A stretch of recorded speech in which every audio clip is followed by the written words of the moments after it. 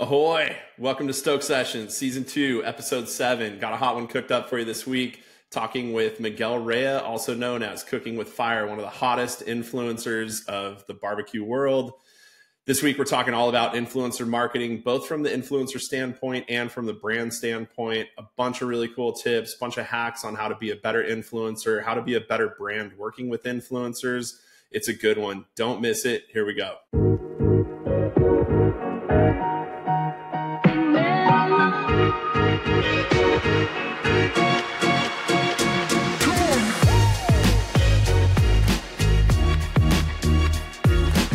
Miguel, thanks for joining us today. Oh, you're very welcome. Thank you for having me on. It is an honor, and I'm gonna try to give as much as I can, and whatever knowledge I have, I'll do my best. But yeah, I let's get right appreciate into it, man. For sure. So, give us a little bit of a background on your experience into kind of getting into the influencer marketing space. I've read a bunch about it. I've heard a bunch about it. We've obviously, Mag's been working with you for the last couple of years through a couple of Yep. the brands that we have Right. on roster, which has been epic. We've got to see a bunch of your growth, but you got into influencer marketing, what, like 5 years ago? Uh, I would say, yeah, more or less. It was about 5 years ago. Yeah, Yeah, somewhere 2018, 19-ish. I think 19ish. Yeah, Okay. 19. Yeah, but I mean, it did take someone to help me out because I really didn't know what I was doing. Yeah. After I hit a certain amount of followers, then it's like. But to I want to take you back to, I mean, I don't want to make this too long, but how I pretty much just started like into cooking, if that's cool with you, like Yeah, please. the way Please. I it's want to hear it all. yeah. So, my wife, her dad, he pretty much would barbecue every weekend when I was visiting her. But in my mind, I really never wanted to barbecue. I never even thought about cooking. I just loved the food he made. Yeah. And one Fourth of July, I think around 2016, maybe 17, I did try to make some ribs, barbecue ribs, and I Yeah. tried to smoke them like how he did, and they were tough and hard. And from there on out, I started on watching YouTube, like binging, like nonstop. It kind of awoke a passion in me because I was like, man, I can do better. So I You started figured watching this the out. barbecue. I started watching the barbecue pit boys on YouTube like Oh yeah. every morning and learning their tips or tricks. So that's how I really started cooking. And I bought a little smoker from Walmart. It was like $34, Yeah. but yeah, the ribs were pretty bad. But I still continued from there. I didn't give up. And as far as like social media, I really was never really even posting yet, per se, my cooks. But when You I had did like start from there, personal I just accounts started. that you were posting on? Yeah, I was posting. I had another account before Cooking with Fire. It was just like my personal for my family, friends, Yeah.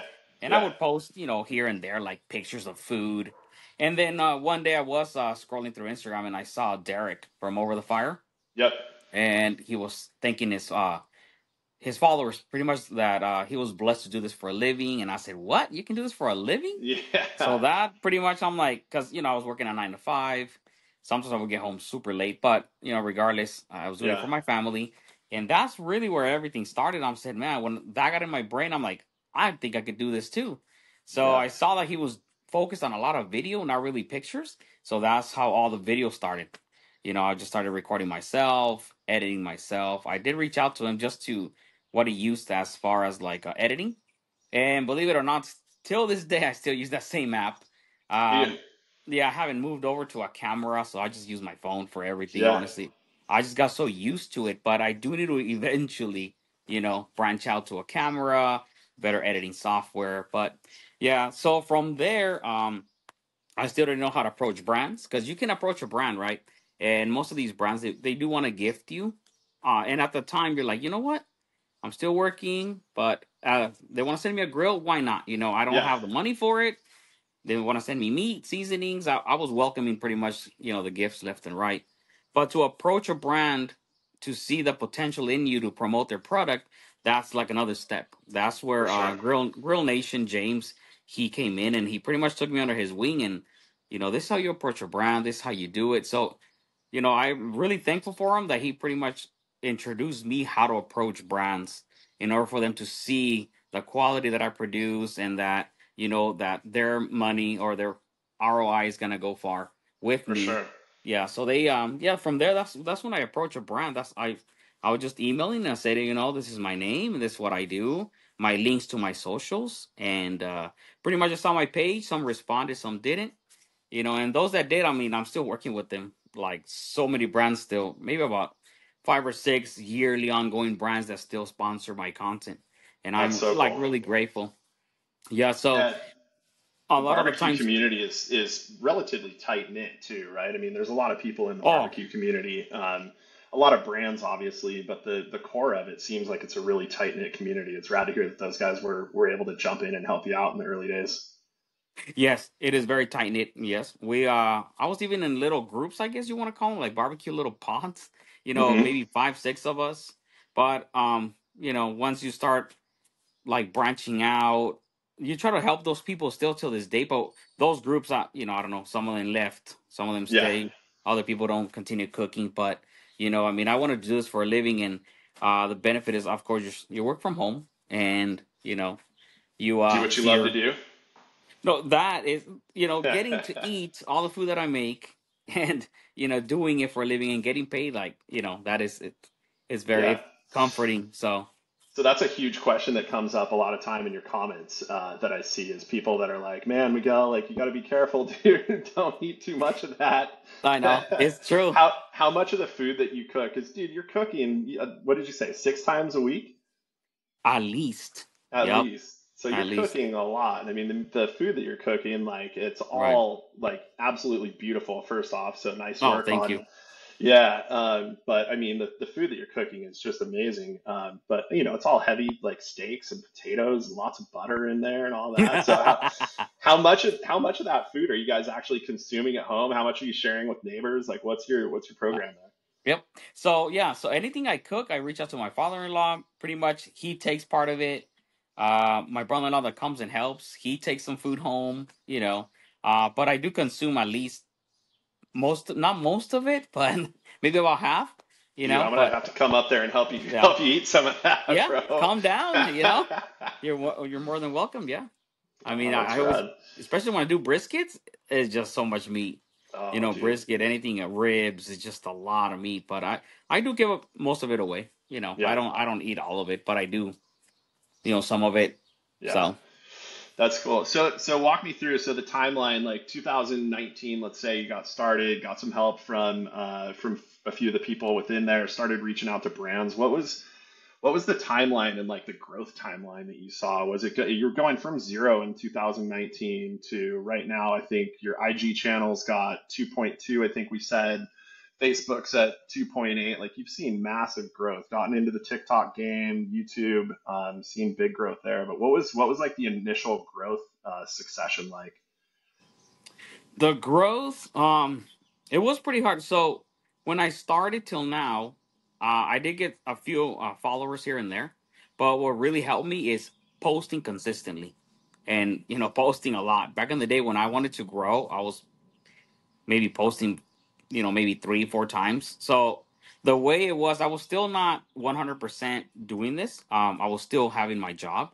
So Yeah, whenever I would get home, even 4 or 5 o'clock at night, even with the light on, I would still grind and cook something, whip up something fast, even hot dogs, burgers, and post it the same night.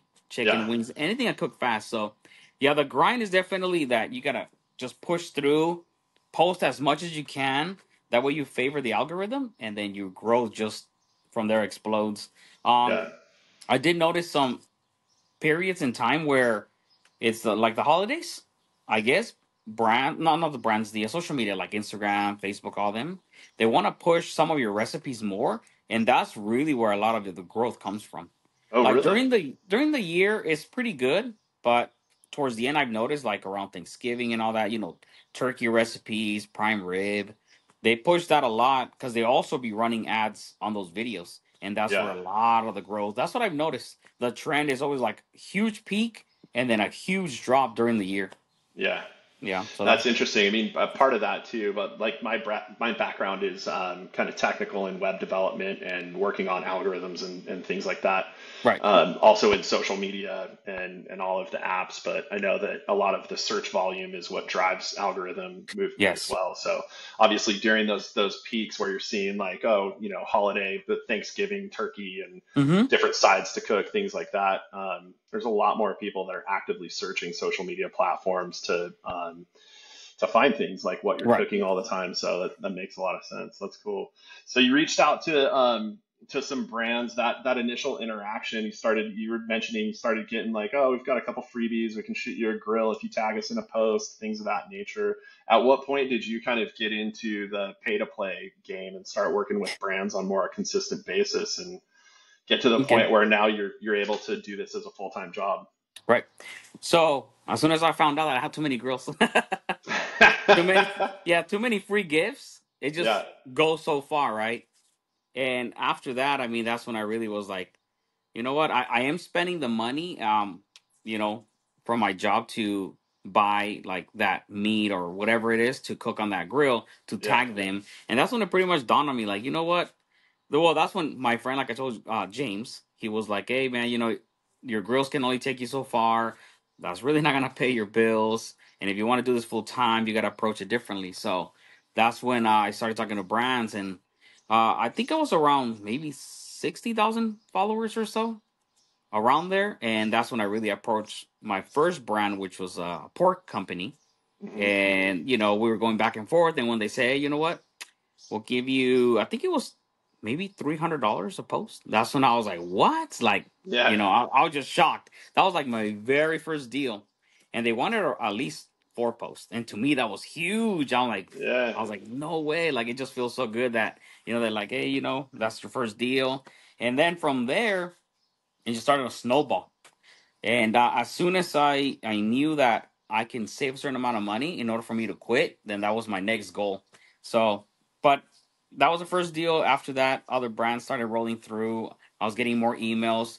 I guess once they start seeing your growth to other companies, and then they reach out like, hey, how much will you charge? Because some probably do know that they have to pay you and not just gift you things. Yeah. But then till this day, there's still a few brands that they won't pay you. They just want to gift you, and for you to tag them. But when you have such a large audience, I'm like, they don't really see like the hard work that you put in, For in sure. your words, so you can grow that amount of followers. So, Yeah, it's a but ton of work to do what you do. We were talking about that you know, before we started off here, but like just the setup, the cleanup, right. the act of running your camera, and obviously, doing that as a small team it's a ton of Hmm. work, but it's also, it's a labor of love, right? No, it is, and I love Yeah. what I do, and I'm not, I'm not gonna stop anytime soon. I'm just gonna keep going Yeah. and see where it takes me. Eventually, maybe write a cookbook one day, maybe release some seasonings, but we'll Yeah. see. You just never know. And you've done some co-ops in the past, Hmm. right? With different spice brands or knife brands. Don't you have a knife that you're running right now? Right. I was, but we kind of broke it off. But Okay. we I was, yeah, and Yeah. also with a spice brand. Some of those, yeah. I mean, I don't really want to get too deep into that, but Sure. you know. But yeah, Yeah. we It's just parted our ways. We just saw that it wasn't really working, so we just yeah. But yeah. So in terms of, I want to get into some of the detail of just like working with brands as an influencer. I think there's so many brands that either are in influencer marketing that might not be doing it in the best way possible, or Right. brands out there that want to get into influencer marketing, right?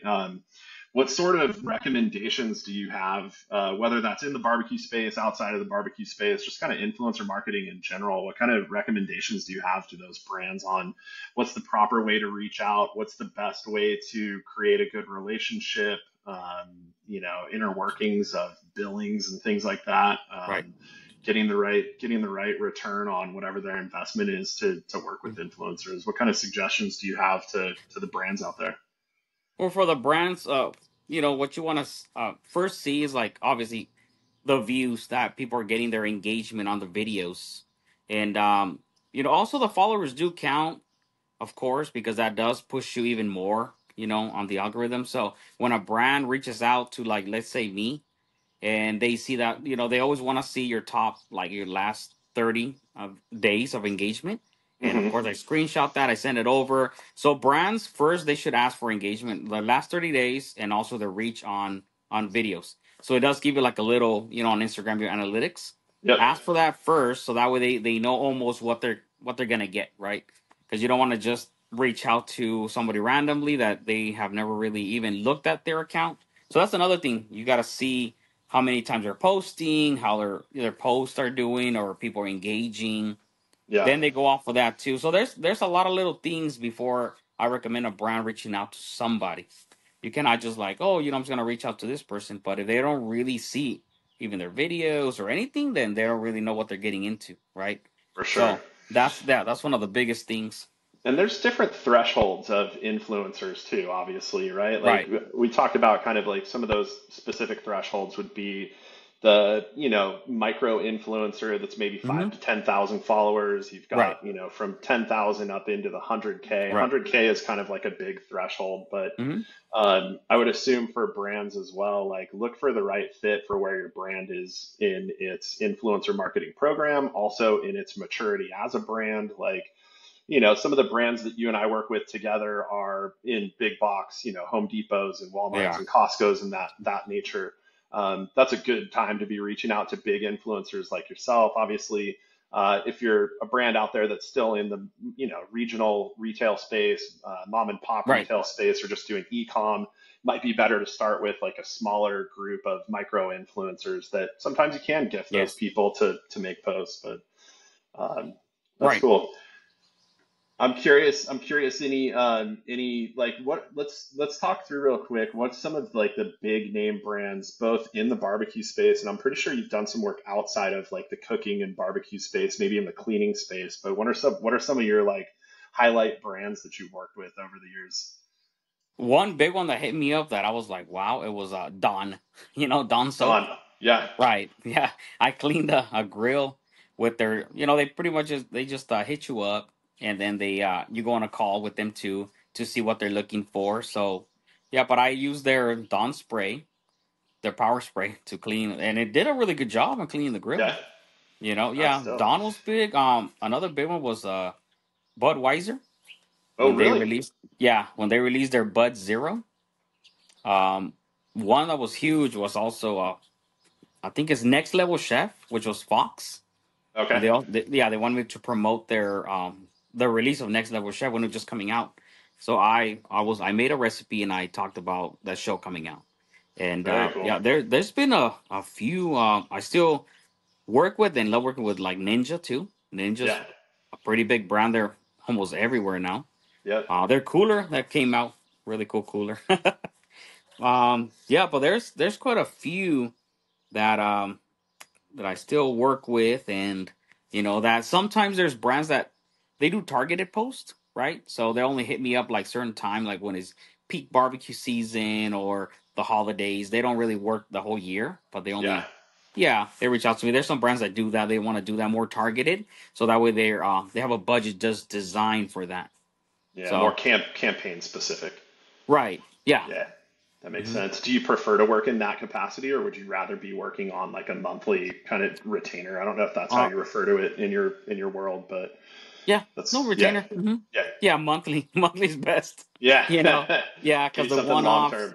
Right, right. Yeah, Yeah, yeah. Long term to me is always best because you build that relationship even deeper with that, yeah, brand. Yeah, and then of course another big thing is when you are in that space where you have a relationship with the brand, you want to talk to them, give them that room, that they deserve. Like jump on a call here and there, or even if it's through text message, just say, hey, how's it going? How you doing? What are you thinking?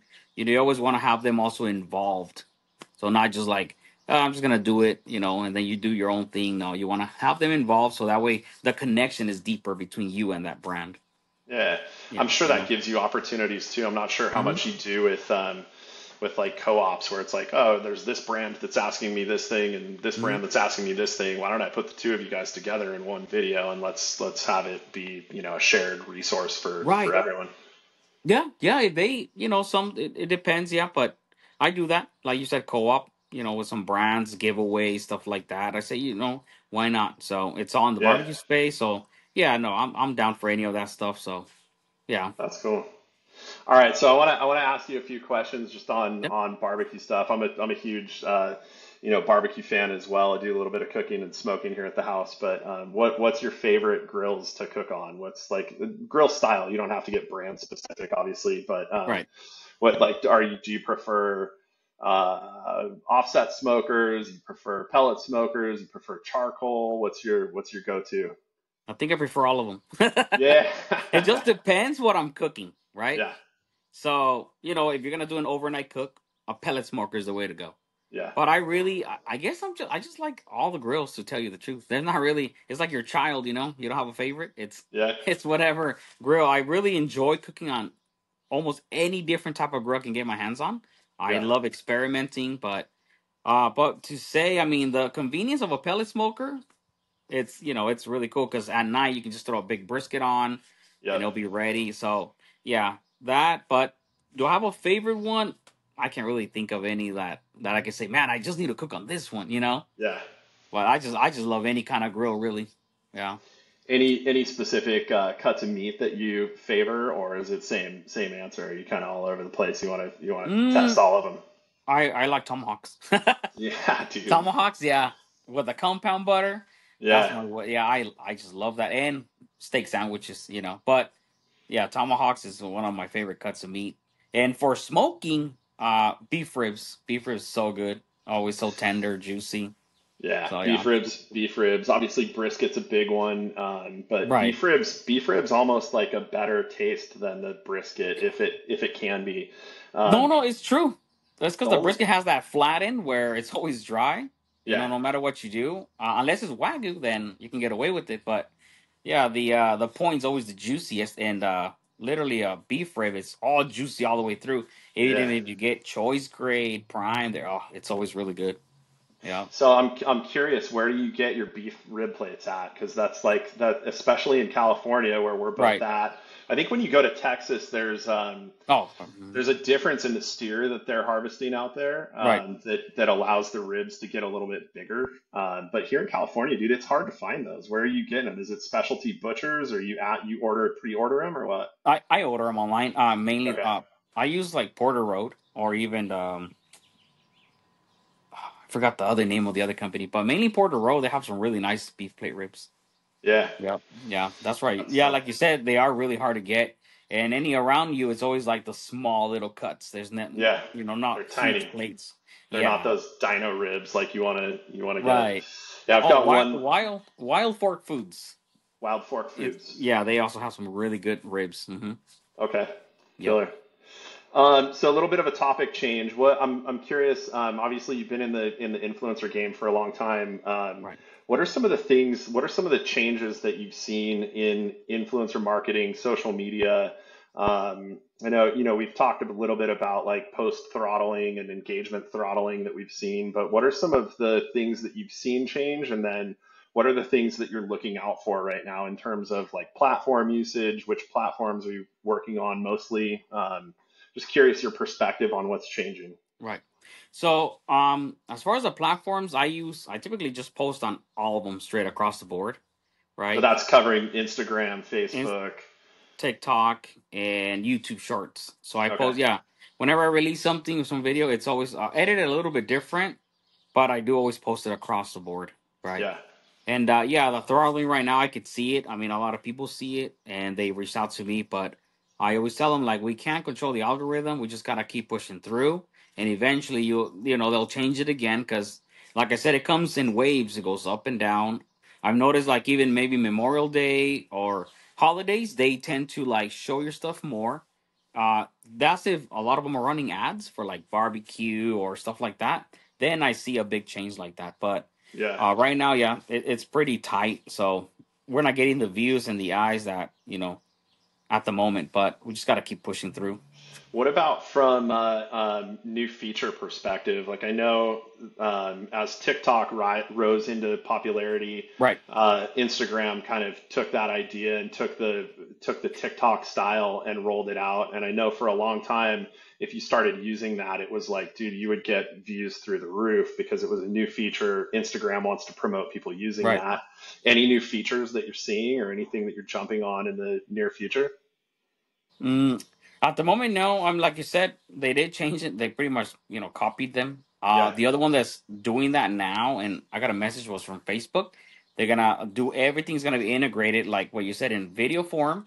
Like there's not gonna be reels, video, nothing. It's gonna be all in one. So Facebook's gonna be rolling that out next month. Yeah. So you're gonna have just scroll through short form, long form, anything. But that's the only feature that I know of that's up and coming. YouTube did the same thing with shorts. Yep. But but in everything, I can't really think of any other feature that they Yeah. are coming up with. Yeah, Definitely, as you see them, you jump on those quick, right? Like right. lives kind of did the same thing for a while. Mm-hmm. Yeah, it's always a good little hack for any of the influencers or the brands out there that are posting social. And whenever you see a new feature get introduced to the platform, jump on it quick because Right. it'll boost your Oh, engagement like crazy. right. The poll feature. See, now when you Oh yeah, post, yeah, they brought the little poll feature on Instagram, and I use it here and there because I really noticed. I don't know. I haven't really noticed a big change. yeah, When I use the poll or not. So, music. Some people like to use trendy music. yep. And sometimes it works, but like I said, I don't know, I really don't see like a big difference. So I try to stick to posting like, maybe 10, 9:30 in the morning. My posts go live around that time. Yeah, And you do a blast onto all of the platforms at that time.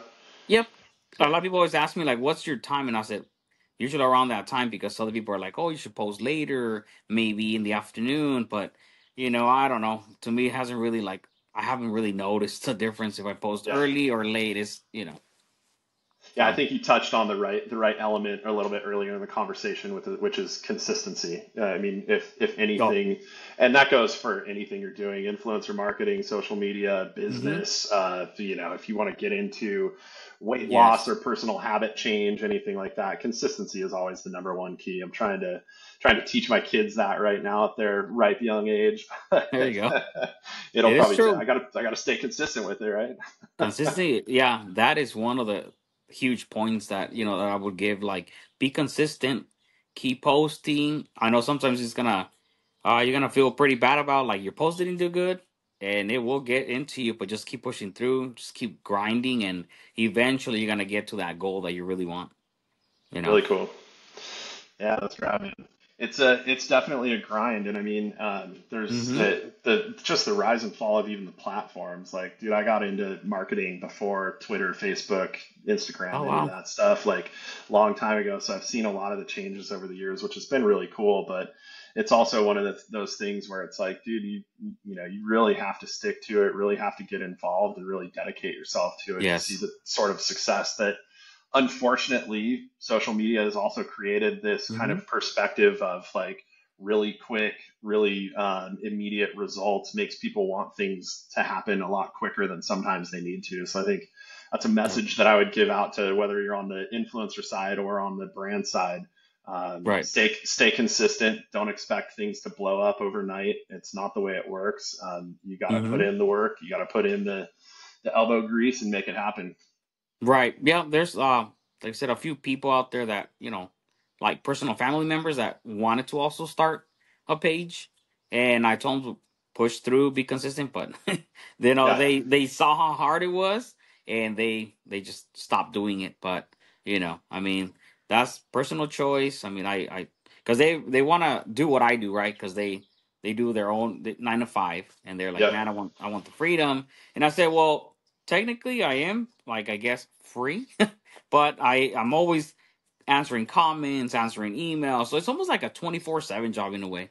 Yeah, That I'm always there answering companies. You don't want to just leave them hanging.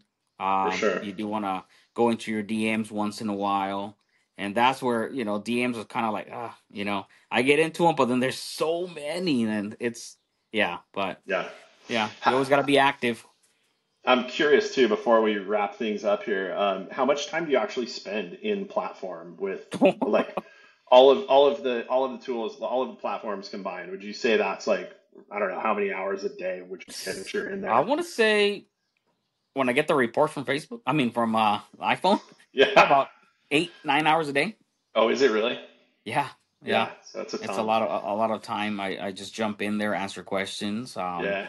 And then I write a recipe here and there. I'm trying to do at least one a day for my. I mean, sorry, one a week for my website. Oh, cool. But yeah. So that's what I've been trying to focus on right now. And yeah, but yeah, I'm on it like a lot. Seeing Yeah. new recipes, seeing what's trending, see what I can, what kind of input I can do on that recipe. I guess not to make it better, but to make it my own. Yeah. So yeah, that's what I do. I just stay on the phone, see what's up and coming and all that as far as like food. But it is Sure. hard to think about a recipe almost like consistently every month because, from the time I started to now, I'm still so it's I mean it's a lot of recipes and I should start exploring a little bit different, like maybe pastas because I really don't do a lot of that stuff. Yeah. More You pretty much stick salmon, to the grill. Yeah. I stick to the grill. Yep. Yep. Well, dude, That's I for like what sure. you're doing, man. Huge inspiration to not only me, but a lot of people out there in the world. So it's been rad to see your growth. One quick question before we jump off here, and I do this on each of the podcasts. Just one thing that you're stoked on right now. It doesn't need to be barbecue influencer related. It could just be in life. I'm always trying to share the stoke with people and keep people hyped and motivated. So one thing that Right. you're stoked on coming out of the pod and going into like the rest of the week. Well, I like to go and eat. I guess try new foods. Stoked for lunch coming I up in I like am 10 really minutes. I love like pizza too. Yeah. And I like to try different pizzas. The best one that I like going to right now is the one up in Idlewild. They Oh cook yeah. their pizza on a wood fired oven, and they make the best pastas. But that is really one of the things, and also me focusing on making that right pizza dough. The recipe. Yeah. So I've been that's what I've been just stoked on, like trying to get the right consistency on the dough, and also trying out different areas that inspire me. But Super cool. yeah, Yeah.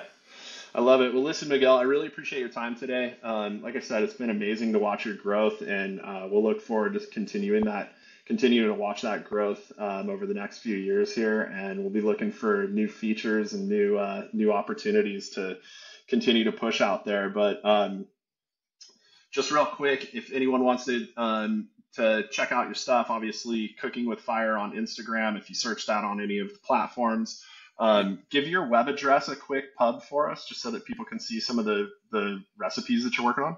right. So it's CWFeats.com. EATS. Yeah. So see, it's like Cooking with Fire abbreviated. Eats like eating. Eats with the Got S it. dot com. Yeah, Got it. CWFeats.com. Check me out there and try my recipes. Send me a DM, tag me, and we'll share it. Love it. Okay. Miguel, thanks again for your time today. Look forward to catching up with you again soon, and we'll be watching what you're cooking, man. What is on the menu for you? Are you done cooking for the day today? But what's on the menu for tomorrow? Tomorrow, I am thinking of making probably some pastrami smash burgers. Oh my gosh. Yeah. You're killing me, dude. And there was another recipe I wanted to do, or maybe some gorditas, from Taco Bell. The Yeah. gorditas. Yeah, Yep. some of those. So Love it. I made one the other day, but I want to remake it because it turned out great. But to me, when you see that, you eat with your eyes first when you see food. So Yeah. I need to just make it, I guess, more loaded. There you go. Yep. Dude, the crunch wraps are always a fan favorite, right? Those things Oh, go off like crazy on the yeah, they internet. do. Yeah, they do. Yep. That was one of my Right on. most watched videos.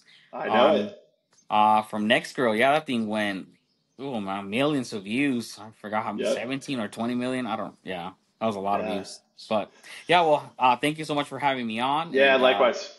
Enjoy the sure, rest of the day, and we'll talk to you soon. you as well. Thank you. Cheers, Miguel. Bye.